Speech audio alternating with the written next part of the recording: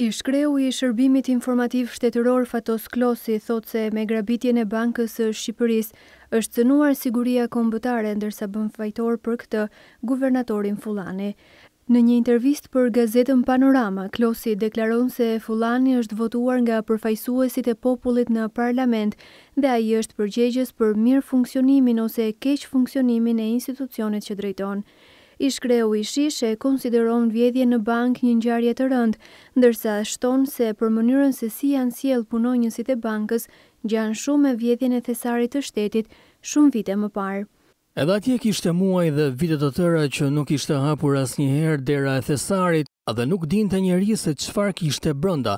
E dinin në letra, por asnjë kontroll apo inventar nuk ishte bërë. Për ish-kreun e SHISH, gjithçka ndodhur në Bankën e Shqipërisë është një papërgjegjshmëri totale.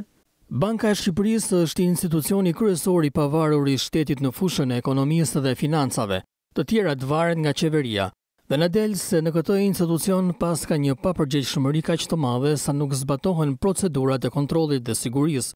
Nuk bëhet inventar i gjendjes së paras për 4 vjet. Kjo krijon një opinion shumë të keq dhe një thyrje të madhe besimi për vetë shtetin, ndërsa te njerëzit e thjesht atje poshtë diskutohet se kush po na drejton, çfarë po bëhet, pa folur pastaj për shifra marramënëse, për paga dhe shpërblime, dieta e të tjerë. Opinioni publik për drejtuesit e këtij vendi bie shumë poshtë. Në vijim, Klosi thot se mbështet nisjen e hetimeve nga prokuroria, ndërsa thekson se nëse organi i akuzës do të jetë serioz, do të dalë përgjegjësia e vërtetë e kësaj grabitjeje, për të cilën thekson se përgjegjësia nis nga guvernatori. Para popullit dhe para shtetit ai mban përgjegjësi për gjithçka ndodh. Është zgjedhur me votat e përfaqësuesve të popullit në kuvend dhe populli atë njeh. Nuk njeh as drejtorin e auditit, as përgjegjësin e emetimit, as drejtorin e sigurisë apo ku di unë. Ai mban gjithë përgjegjësinë për mirë funksionimin ose keq funksionimin e bankës. Sa ka që pyetur nëse përgjegjësia morale për guvernatorin duhet ndarë nga ajo penale, Klosi përgjigjet negativisht. Moralen unë nuk e njoh fare në shtet. Nuk e quaj përgjegjësi morale unë që të japësh dorëheqjen. E quaj përgjegjësi shtetërore. Unë nuk e bëra dot si duhet këtë punë dhe jap dorëheqjen. Pse? Në mënyrë që të lejohet që hetimet të jenë sa më të pavarura. Hetimet me njërin që është fajtor në krye.